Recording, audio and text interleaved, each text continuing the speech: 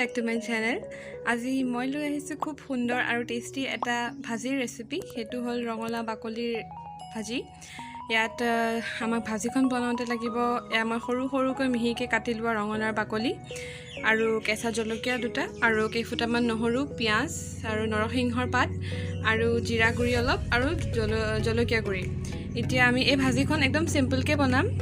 আমি এতিয়া এই ভাজিখন তেল মাৰোঁতে প্ৰথমে কেইটামান নৰসিংহৰ পাত দি পেলাই বাকীকেইটা বস্তু দি ভাজিখন বনালেই হ'ব। আপোনালোকে ইচ্ছা কৰিলে মিহি মিহিকৈ আলু এটাও কুটি দিব পাৰে। খাবলৈ খুব বেছি টেষ্টি আৰু এটা হেল্ডি ৰেচিপি। আপোনালোকে নিশ্চয় ঘৰত ট্ৰাই কৰি চাব। ইয়াতে কেঁচা বাকলিৰ ৰঙালাও বাকলিটো মই ব্যৱহাৰ কৰিছোঁ।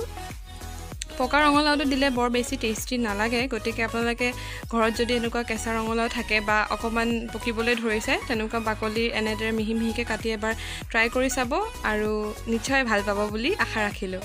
এইখিনি এনেদৰে হৈ আছে। এতিয়া লাহেকৈ চিমত দি থোৱা আছে। অকণমান পিছত নমাই দিলে আমাৰ ভাজিখিনি ৰেডি হৈ যাব।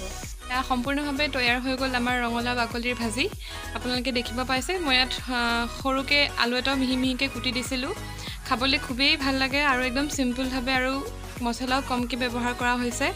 নিশ্চয় ট্ৰাই কৰি চাব আৰু যদি ভিডিঅ'টো ভাল পায় লাইক, শ্বেয়াৰ আৰু ছাবস্ক্ৰাইব কৰিবলৈ নাপাহৰিব আৰু কাষতে থকা বেল আইকনটো প্ৰেছ কৰি অল কৰি দিব।